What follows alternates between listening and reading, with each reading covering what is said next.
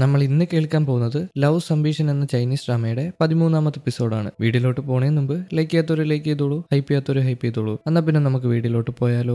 എപ്പിസോഡിന്റെ ആരംഭത്തിൽ തന്നെ കുറെ ആൾക്കാർ ഒരു ഹാളിൽ കൂടിയിരിപ്പുണ്ട്. അവിടെ തന്നെ ഹീറോന്റെ അച്ഛനും വേറൊരു ബിസിനസ്സുകാരനും കൂടെ ഒരുമിച്ച് കൂടിയിട്ടുണ്ട്. അവരുടെ കമ്പനി തമ്മിൽ കൊളാബ് ചെയ്യാൻ പോവാണ്. ഈ രണ്ട് കമ്പനികൾ ഒന്ന് ചേർന്നിട്ട് ഒരു പ്രോജക്റ്റ് ചെയ്യാൻ പോവാണ്. അതിന് വേണ്ടിയിട്ട് സൈൻ ചെയ്യാനായിട്ട് രണ്ടുപേരും റെഡിയായി നിൽക്കുമ്പോൾ അങ്ങോട്ട് കുറെ പോലീസുകാർ കയറി വരും. അച്ഛൻ എന്താ സംഭവം എന്നൊന്നും മനസ്സിലാവത്തില്ല. പോലീസുകാർ വന്നിട്ട് സൈൻ ചെയ്യില്ലെന്ന് പറയും. ഈ ഓപ്പോസിറ്റ് നിൽക്കുന്ന ആളില്ലേ, ആ ബിസിനസ്സുകാരൻ ഇല്ലീഗലായിട്ട് എന്തൊക്കെ ചെയ്തിട്ടുണ്ട്. അങ്ങനെയാണ് ആ കമ്പനി കെട്ടി ഉയർത്തിയത്. അതുകൊണ്ട് തന്നെ അതിനെതിരെ കേസെടുക്കാൻ വന്ന ആൾക്കാരാണ്. അയാൾ അറസ്റ്റ് ചെയ്ത് അവിടെ നിന്ന് കൊണ്ടുപോകും. അച്ഛനങ്ങ് ഇല്ലാണ്ടായി പോകും. കാരണം ഇപ്പൊ എല്ലാം കയ്യിൽ നിന്ന് നഷ്ടപ്പെട്ടു പോയേനെ. അയാളുടെ കമ്പനിയിൽ കൊളാബ് ചെയ്യുകയാണെങ്കിൽ വേറെ പ്രശ്നവും, ഇവരുടെ പേരിലുള്ള ട്രസ്റ്റ് ഒക്കെ നഷ്ടപ്പെട്ടു പോകും. അങ്ങനെ കുറച്ച് പ്രശ്നങ്ങളൊക്കെ ഉണ്ട്. അയാളെ പിടിച്ചോണ്ട് പോകുമ്പോൾ അച്ഛൻ വിഷമത്തോടെ നോക്കി നിൽക്കുന്നുണ്ട്. പിന്നീട് അച്ഛനാണെങ്കിൽ ആകെ വിഷമിച്ച് അച്ഛന്റെ ഓഫീസിൽ വന്നിരിക്കും. അവിടെ തന്നെ ഈ അച്ഛന്റെ സെക്രട്ടറി ഉണ്ട്. സെക്രട്ടറി വന്നിട്ട് ഷെയർ ഹോൾഡേഴ്സ് എല്ലാം പ്രശ്നം ഉണ്ടാക്കുകയാണ്. സ്റ്റോക്കിന്റെ വിലയെല്ലാം താഴോട്ട് പോവാണ്, കമ്പനി വാല്യൂ താഴോട്ട് പോവാണ്. അതുകൊണ്ട് തന്നെ വലിയ പ്രശ്നമായിട്ട് മാറും എന്നൊക്കെ പറഞ്ഞ് അച്ഛനെ വീണ്ടും ടെൻഷൻ അടുപ്പിക്കുന്നുണ്ട്. അച്ഛനാണെങ്കിൽ ആകെ കിള്ളി പാറിയിരിക്കും. ഇപ്പൊ തൽക്കാലത്തേക്ക് എന്നെ വെറുതെ വിടുമെന്ന് പറഞ്ഞിട്ട്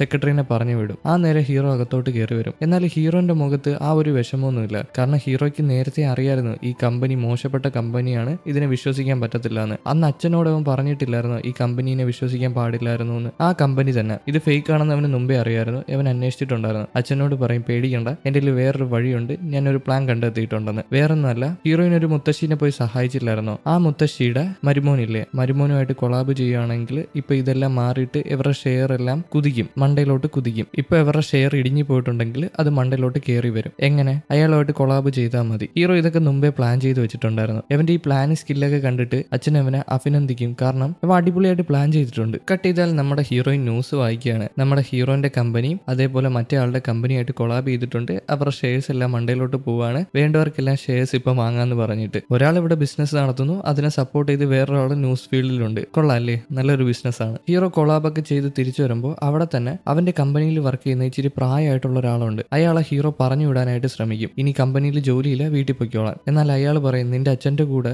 എല്ലാത്തിനും നിന്ന് എന്നെ നീ പറഞ്ഞു വിടുവോ? ഈ കമ്പനി വളരാനായിട്ട് കാരണക്കാരൻ ഞാനാണ്, നിന്റെ അച്ഛനെ സഹായിച്ചിട്ട്, എന്നിട്ട് നീ എന്നെ പറഞ്ഞു വിടുമോ എന്ന് ചോദിച്ചിട്ട് അവനോട് ദേഷ്യപ്പെടും. എന്നാൽ ഇയാൾ ഒരുപാട് തിരിമറി നടത്തിയിട്ടുണ്ട്. ഈ കമ്പനിയിൽ നിന്നാണെങ്കിൽ ഇയാൾ കുറെ അധികം പൈസ അടിച്ചു മാറ്റിയിട്ടുണ്ട്. വലിയ വീടുകളും കാറുകളും അതുപോലെ തന്നെ വില്ലകളും അതും പല രാജ്യത്തിലായിട്ട് വാങ്ങിച്ചിട്ടുണ്ട്. ഇതെല്ലാം ഈ കമ്പനിയുടെ പൈസയാണ്, ഇതെല്ലാം നിങ്ങളുടെ കടമായിട്ട് വീട്ടിൽ തീർത്തിട്ടുണ്ടെന്ന് പറഞ്ഞിട്ട് ഹീറോ ഇയാളെ പറഞ്ഞു വിടും. ഇയാളെ ഇനി കമ്പനിയിൽ ആവശ്യമില്ല. കമ്പനി അറിയാതെ കമ്പനി ചതിച്ച ആളാണ് ഇയാള്. രാത്രിയായിട്ട് ഹീറോന്റെ പണി കഴിഞ്ഞിട്ടില്ല. അതുകൊണ്ട് തന്നെ ഹീറോയിനെ തപ്പി അവന്റെ കമ്പനിയിൽ വന്നിട്ടുണ്ട്. നമുക്ക് പുറത്ത് പോയി കഴിച്ചാലോ എന്ന് ഹീറോയിൻ ചോദിക്കും. അതിനെന്താ നമുക്ക് പോവാന്ന് പറഞ്ഞ് ഹീറോ ഇറങ്ങാൻ നിൽക്കുമ്പോൾ തന്നെ നേരത്തെ ഒരാളെ പറഞ്ഞു വിട്ടില്ലായിരുന്നോ, അയാൾ എനിക്ക് ജോലി തരുമെന്ന് പറഞ്ഞ് ഹീറോന്റെ അടുത്ത് വരും. ഹീറോ പറയും അത് നടക്കത്തില്ല, നിങ്ങൾ മോശപ്പെട്ട ആളാണ്, കമ്പനിയെ ചതിച്ച ആളാണെന്ന്. എന്നാൽ അയാൾ അത് വകവയ്ക്കാതെ അവന്റെ കാലിൽ വീഴും. പ്ലീസ് എന്നെ കമ്പനിയിൽ എടുക്കുമെന്ന് പറഞ്ഞിട്ട്. ഹീറോയിൻ ഇത് നോക്കി നിപ്പുണ്ട്. ഇത് പറ്റില്ല എന്ന് പറഞ്ഞിട്ട് ഹീറോയിനെ വിളിച്ച് പോവാൻ നിൽക്കുമ്പോൾ ഇയാളുടെ മട്ടും ഭാവമൊക്കെ മാറും. ഇയാളുടെ കയ്യിൽ ഒരു കത്തി ഉണ്ടായിരുന്നു. ഹീറോയിൻ ഇത് കാണുന്നുണ്ട്, ഇയാൾ കത്തി എടുക്കുന്നത്. ഹീറോയിനെ മാറ്റി നിർത്തും. ഈ മാറ്റി നിർത്തുന്ന സമയത്ത് ഇയാൾ കത്തിയെടുത്ത് വീശും. എന്നാൽ ഇത് കൊള്ളുന്നതാവട്ടെ ഹീറോയിന്റെ കയ്യിലാണ്. ഹീറോയിന്റെ കൈ മുറിഞ്ഞിട്ടുണ്ട്. ഈ സമയം കൊണ്ട് ഹീറോ അയാൾ അടിച്ചിട്ട് കഴിഞ്ഞു. എല്ലാം സെക്കൻഡുകൾക്കുള്ളിലായിരുന്നു. അയാൾ അടിച്ചിട്ട് ഹീറോയിനെ നോക്കുമ്പോൾ അവളുടെ കയ്യിൽ മുറിവ് പറ്റിയിട്ടുണ്ട്. അവൾ അത് പൊത്തി പിടിക്കുന്നുണ്ട് ഹീറോ കാണാതിരിക്കാനായിട്ട്. എന്നാൽ ബ്ലഡ് അല്ലേ, അത് സ്പ്രെഡ് ആയിട്ടുണ്ട്. പിറ്റേ ദിവസം ഹീറോയിൻ കൈയൊക്കെ വെച്ച് കെട്ടി ഹോസ്പിറ്റലിൽ പോയി വന്നിട്ട്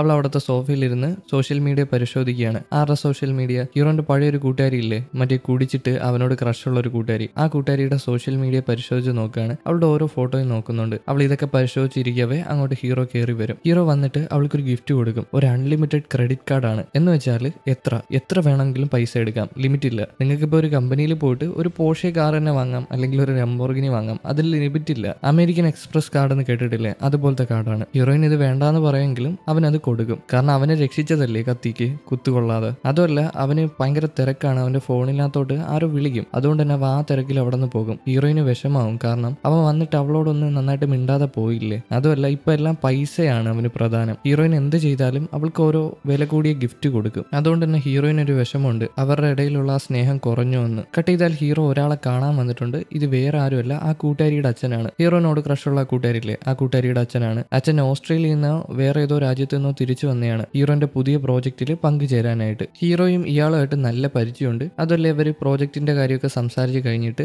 ഏതോ ഒരു മോളെ പറ്റി സംസാരിക്കുന്നുണ്ട്. ഇയാളുടെ മോള് തന്നെയാണ്. എന്നാൽ അവള് പെട്ടെന്ന് മരിച്ചുപോയി, അതെനിക്ക് വിഷമം സഹിക്കാൻ വയ്യാന്ന് പറയും. ഹീറോന്റെ പഴയ കാമുകിയില്ലേ, ആ കാമുകിയുടെ കാര്യമാണ് പറയുന്നത്. അതുമല്ല മറ്റേ പെൺകുട്ടി കൂട്ടുകാരി കമ്പനിയിൽ വന്നിട്ട് വന്നിട്ട് വേറെ പ്രശ്നമൊന്നും ഉണ്ടാക്കിയില്ലല്ലോ എന്ന് ചോദിക്കും. അച്ഛനും അറിയാം അവള് പ്രശ്നക്കാരിയാണെന്ന്. ഹീറോ അതൊന്നും കുഴപ്പമില്ല, അവളെ ഞാൻ എന്റെ സഹോദരിയെ പോലെ നോക്കിക്കോളാന്ന് പറയും. ഹീറോ ഇയാളെയും കണ്ടിട്ട് നേരെ ഹീറോന്റെ അനിയന്റെ സ്കൂളിൽ ചെല്ലും. അനിയനാണെങ്കിൽ സ്കൂൾ വിട്ട് ആകെ വിഷമിച്ചിട്ടാണ് ഇറങ്ങി വരുന്നത്. കാരണം അവന്റെ അച്ഛനോ അമ്മയോ ചേട്ടനോ ആരും അവനെ വിളിക്കാൻ വരത്തില്ല. ബാക്കിയുള്ള കുട്ടികളുടെ അച്ഛനും അമ്മയും വിളിക്കാൻ വരാറുണ്ട്. എന്നാൽ ഇന്ന് ഇറങ്ങി വന്ന് നോക്കുമ്പോഴോ ഹീറോ വന്നിട്ടുണ്ട്. അവൻ ആകെ സന്തോഷപ്പെട്ട് ഹീറോന്റെ അടുത്ത് ഓടിച്ചില്ല. ഇത് സത്യമാണോ? ഇന്ന് നിനക്ക് തിരക്കില്ലേ? ബാ നമുക്ക് കഴിക്കാൻ പോ, എനിക്ക് ബർഗർ വാങ്ങിച്ചു തരണം. വേണ്ട വേണ്ട, ചിക്കൻ മതി എന്നൊക്കെ പറഞ്ഞ് ഹീറോന്റെ കൂടെ കയറി കാറിൽ പോകും. ഹീറോ അനിയനെയും കൊണ്ട് കറങ്ങിയിട്ട് നേരെ അനിയന്റെ ബെഡ്റൂമിൽ വരും. അവൻ ഉറങ്ങാൻ സമയമായിട്ടുണ്ട്. അനിയൻ കിടക്കാൻ നേരത്ത് ഹീറോനോട് ചോദിക്കും, എന്ന് നീ എന്റെ അടുത്ത് വരൂലേ എന്ന്. എന്നാൽ ഹീറോ വരും, നമുക്ക് ഒരുമിച്ച് ഗെയിം കളിക്കാമെന്ന് പറയും. അനിയനാണെങ്കിൽ അവനെ വിടുന്നില്ല. ഇന്നൊരു ദിവസത്തേക്ക് പോകണ്ട, എന്റെ അടുത്ത് കിടന്നോ എന്ന് പറഞ്ഞിട്ട്. ഈ നേരം ഹീറോയിൻ അവന്റെ ഫോണിനകത്തോട്ട് വിളിക്കും. എന്നാൽ അവൻ ഫോൺ എടുക്കുന്നില്ല, കട്ട് ചെയ്യും. ഹീറോയിൻ ആണെങ്കിൽ കുറെ ഫുഡൊക്കെ വേവിച്ചിട്ട് അവന് വേണ്ടി വെയിറ്റ് ചെയ്ത് നിൽക്കുമായിരുന്നു. എന്നാൽ അവൻ ഫോൺ എടുക്കുന്നില്ല. ഹീറോയിന് വീണ്ടും വിഷമായി. അവൾക്ക് വീണ്ടും ആ വിഷമം ഉള്ളിലോട്ട് വന്നിട്ടുണ്ട്. ഹീറോയ്ക്ക് ഹീറോയിനോടുള്ള സ്നേഹം കുറഞ്ഞു വന്നേ. പിറ്റേ ദിവസം കൂട്ടുകാരിയാണ് കാണിക്കുന്നത്. കൂട്ടുകാരി ഇപ്പൊ പഴയതുപോലെ വലിയ ആളൊന്നുമല്ല, സാധാരണ ഒരു ആങ്കർ ആണ്. എന്ന് വെച്ചാൽ സാധാരണ കടയിൽ പോയി അവിടുത്തെ ഫുഡൊക്കെ കഴിച്ചു നോക്കിയിട്ട് അതിനെപ്പറ്റി അഭിപ്രായം പറയാ, ജനങ്ങളോട് കാര്യങ്ങൾ സംസാരിക്കുക, അങ്ങനെ ഒരാളാണ്. ആ കടയിലെ നൂഡിൽസ് നേരെ ചൊവ്വേ കഴിച്ചൊന്നും നോക്കുന്നില്ല. ഇഷ്ടപ്പെടാതെ കഴിച്ചിട്ട് അതിനെ അങ്ങ് തുപ്പിക്കളയും. അത് അവർക്ക് കൊടുക്കുന്ന ഒരു അപമാനമല്ലേ. എന്തായാലും അങ്ങനെ ചെയ്തു അവൾക്ക് ഈ ജോലി ഒട്ടും ഇഷ്ടപ്പെടുന്നില്ല. പിന്നീട് അവൾ തിരിച്ചു പോകുമ്പോൾ അവളുടെ അമ്മേനെ വിളിക്കും. അമ്മ, എനിക്ക് ഈ ജോലി ഒട്ടും പറ്റുന്നില്ല, ഇതൊന്ന് മാറ്റി തരാമോന്ന്. എന്നാൽ അമ്മ, നീ ഉണ്ടാക്കി വെച്ച പ്രശ്നം നീ തന്നെ തീർക്കണമെന്ന് പറയും. ഈ അമ്മയോട് സംസാരിക്കുന്ന നേരത്ത് അവളുടെ കാലറിയാതെ ഒന്ന് മടങ്ങുന്നുണ്ട്. കാരണം ഹൈ ഹീൽസ് ആണ് ഇട്ടേക്കുന്നത്. ആ പെൺകുട്ടി ചോദിക്കും, നിങ്ങൾക്ക് പണമാണോ വലുത് ഞാനാണോ വലുതെന്ന്. എന്നാൽ അമ്മ പണമാണ് വലുതെന്ന് പറഞ്ഞിട്ട് ഫോൺ കട്ട് ചെയ്യും. അതങ്ങ് ഇല്ലാണ്ടായി പോയി. പിന്നീട് അത് ഞൊണ്ടിയാണ് നടന്നു പോകുന്നത്. വില്ലത്തിയാണെങ്കിലും അത് കണ്ടപ്പോൾ എനിക്ക് വിഷമായി. പിന്നീട് ഹീറോയിൻ കമ്പനിയിൽ വരും. അവിടെ കൂടെ വർക്ക് ചെയ്യുന്ന ലേഡീസ് ഒക്കെ ഇല്ലേ, അവരോരോ ആൺകുട്ടികളെ പറ്റിയാണ് സംസാരിക്കുന്നത്. എന്റെ ഭർത്താവ് ഇങ്ങനെയാണ്, ഒരു റൊമാൻറ്റിക് അല്ല, കയ്യിൽ പൈസയില്ല, അങ്ങനെയൊക്കെ. എന്നിട്ട് ഹീറോയിന്റെ കാര്യം എടുത്തിടും. ഹീറോയിന്റെ ഹസ്ബൻഡ് എന്ത് ലുക്കാണ്, കയ്യിൽ പൈസയുണ്ട്, ഇതൊക്കെ പറഞ്ഞിട്ട് ഹീറോയിനെ പുകഴ്ത്താൻ തുടങ്ങും. എന്നാൽ ഹീറോയിൻ ഇതൊന്നും മൈൻഡ് ചെയ്യാതെ പണി നോക്കാൻ പറയും. കുറെ പണി പെൻഡിങ് ഉണ്ട്, അത് തീർക്കാൻ പറയും. ഈ നേരം പിറകില് മറ്റേ ആ പെൺകുട്ടിയില്ലേ, നമ്മുടെ വില്ലത്തി പെൺകുട്ടി, വില്ലത്തി എന്ന് പറയാൻ പറ്റില്ല, ആ പെൺകുട്ടിയാണെങ്കിൽ വേറൊരു പെൺകുട്ടീനെ വിളിച്ചിട്ട് ശകാരിക്കും. എന്തോ അവളെ എഴുതിയ സ്ക്രിപ്റ്റിൽ തെറ്റുണ്ടെന്ന് പറഞ്ഞിട്ട്. ഇത് കാണുന്ന ഹീറോയിന് ഇഷ്ടപ്പെടത്തില്ല. ഹീറോയിൻ അവിടെ ചെന്നിട്ട് അവളോട് പറയും, നീ ഇന്ന് പോയ കടയിലെ നൂഡിൽസ് കഴിക്കുന്ന വീഡിയോ ഞാൻ കണ്ടായിരുന്നു. അതിലൊരു നാച്ചുറാലിറ്റി ഇല്ല, നീ ഇഷ്ടപ്പെട്ട് കഴിയുന്നില്ല, ഇത് ജനങ്ങൾ കണ്ട എന്താ വിചാരിക്കുക, നേരെ ചൊവ്വേ അടുത്ത വീഡിയോ നീ എടുത്ത് അയച്ചു തരണം, ഇല്ലെങ്കിൽ നിന്റെ പണി കളയോന്ന് പറഞ്ഞ് ഹീറോയിൻ മിരട്ടും. പക്ഷെ അവള് മിരണ്ടു പോകുന്നൊന്നുമില്ല. പകരം അവള് ഹീറോയിനെ മൈൻഡ് ചെയ്യാതെ അവളുടെ ഫോൺ എടുത്തിട്ട് ഇങ്ങനെ തോണ്ടി കളിക്കുകയാണ്. ഈ പെൺകുട്ടിയാണെങ്കിൽ പതിയെ എണീറ്റിട്ട് ഹീറോയിന്റെ അടുത്ത് വരും. ഹീറോയിന്റെ ചെവിയിൽ എന്നിട്ട് പറയും, എത്ര നാൾ നിന്റെ ഹസ്ബൻഡിന് നിന്നോട് സ്നേഹം കാണും, കുറച്ച് നാൾ കഴിയുമ്പോൾ നിന്നോടുള്ള സ്നേഹം അവന് കുറയും, അവൻ നിന്നെ ഉപേക്ഷിക്കും. ഇത് കേൾക്കുമ്പോൾ ഹീറോയിൻ ആകെ തകർന്നു പോവും. അവളുടെ കൂടെ വർക്ക് ചെയ്യുന്ന ഒരു കൂട്ടുകാരി പെൺകുട്ടി ഉണ്ടല്ലോ, ഹീറോയിന്റെ കൂടെ വർക്ക് ചെയ്യുന്ന ആ കൂട്ടുകാരി പെൺകുട്ടി വന്നിട്ട് ഇവളെ കളിയാക്കും. നിനക്ക് നാണയില്ലേടി അങ്ങനെ പറയാൻ, നിന്റെ ബോയ് ഫ്രണ്ട് ചിലപ്പോൾ അങ്ങനെ ആയിരിക്കും, പക്ഷെ ഹീറോയിന്റെ ഹസ്ബൻഡ് ഒരിക്കലും അങ്ങനെ അല്ലാന്ന്. എന്തായാലും അഹങ്കാരി അവിടെ നിന്ന് പിണങ്ങിപ്പോയി. പിന്നീട് ഹീറോയിൻ പോയി ന്യൂസ് വായിക്കും. ഹീറോയിനെ പറ്റിയാണ് വായിക്കുന്നത്. അവരേതൊക്കെയോ പ്രൊജക്ട് ചെയ്തിട്ടുണ്ട്,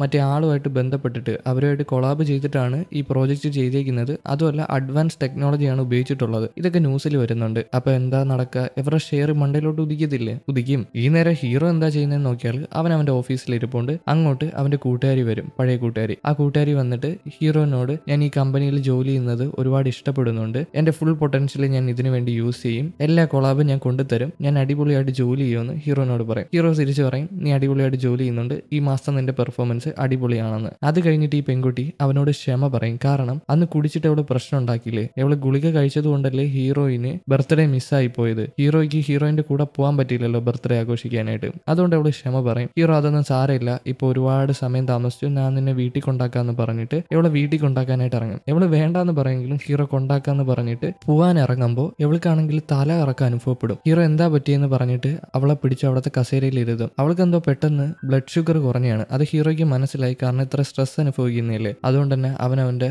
ഡ്രോയർ തുറന്നിട്ട് അതിലിരിക്കുന്ന ഒരു ചോക്ലേറ്റ് കൊണ്ട് കൊടുക്കും. ഒരു ചോക്ലേറ്റും പിന്നെ ഒരു പെട്ടി ചോക്ലേറ്റും. ഇത് കഴിച്ചോ, നീ ഒരുപാട് സ്ട്രെസ് എടുക്കുന്നതുകൊണ്ട് തന്നെ നിന്റെ ഷുഗർ ലെവൽ കുറഞ്ഞതാണ്, ഇത് കഴിച്ച ഉടനെ നിനക്ക് റെഡിയാവുമെന്ന് പറഞ്ഞിട്ടാണ് കൊടുക്കുന്നത്. ഹീറോ ഇത് കൊടുത്തിട്ട് അവന്റെ ഫോണിലാണ് ശ്രദ്ധ കൊടുക്കുന്നത്. എന്നാൽ ഈ പെൺകുട്ടി അവൻ ഇത് കൊടുത്തത് കൊണ്ട് തന്നെ ആ ഇംപ്രഷനിൽ അവനെ നല്ല രീതിയിൽ നോക്കുന്നുണ്ട്. പിന്നീട് ഹീറോ അവളുടെ ഫ്ലാറ്റിന്റെ താഴെ കൊണ്ടാക്കും. ഇവള് പോണേ മുമ്പ് ഹീറോനെ വിളിച്ചിട്ട്, ഞാൻ എന്തായാലും നല്ല രീതിയിൽ പണിയെടുക്കുന്നില്ലേ, ഈ കൊളാബ് നല്ല രീതിയിൽ നടക്കുവാണെങ്കിൽ നീ എൻ്റെ കൂടെ ഒരു സിനിമ കാണാൻ വരുമെന്ന്. എന്നാൽ ഹീറോയ്ക്ക് എന്ത് പറയണമെന്ന് അറിയത്തില്ല. അവസാനം അവൻ സമ്മതിയും, ഞാൻ വരാന്ന്. അതുമല്ല ഹീറോ ആ നെക്ലസ് അല്ല, ആ ചെയിൻ എടുത്ത് അവൾക്ക് കാണിച്ചു കൊടുക്കും. അന്ന് കുടിച്ചിട്ട് അവളുടെ നിന്ന് കളഞ്ഞു പോകില്ലായിരുന്നോ, അതെടുത്ത് അവൾക്ക് കാണിച്ചു കൊടുക്കും. ഞാൻ ഒരുപാട് തപ്പി, എനിക്ക് കിട്ടിയില്ല എന്ന് പറഞ്ഞിട്ട് നല്ല രീതിയിൽ അവൾ സന്തോഷപ്പെടും. എന്നാ പിന്നെ എനിക്ക് കെട്ടിത്താന്ന് പറഞ്ഞ് അവൾ കൈ നീട്ടി കൊടുക്കും. അവൻ കെട്ടിക്കൊടുക്കും. ഒരു നിമിഷം ആലോചിച്ചിട്ട്. ചെയ്യുന്നത് തെറ്റാണോ എന്ന് ചോദിച്ചാൽ തെറ്റാണ്. ഈ പെൺകുട്ടിക്ക് അവനെ ഇഷ്ടമാണ്. എന്നാൽ ഹീറോന്റെ കാര്യം എനിക്ക് അറിയത്തില്ല. പിറ്റേ ദിവസം ഹീറോയും ഹീറോയിനും അവർ ഗോൾഫ് കളിക്കുമ്പോൾ അങ്ങോട്ട് ഈ പെൺകുട്ടി വരും. ഈ പെൺകുട്ടി വന്നിട്ട് ഹീറോയിനോട് നല്ല രീതിയിൽ സംസാരിക്കും, അതുപോലെ തന്നെ ഹീറോയിനോട് സംസാരിക്കും. കാരണം ഇപ്പൊ പകലാണ്, അവള് കുടിച്ചിട്ടില്ല,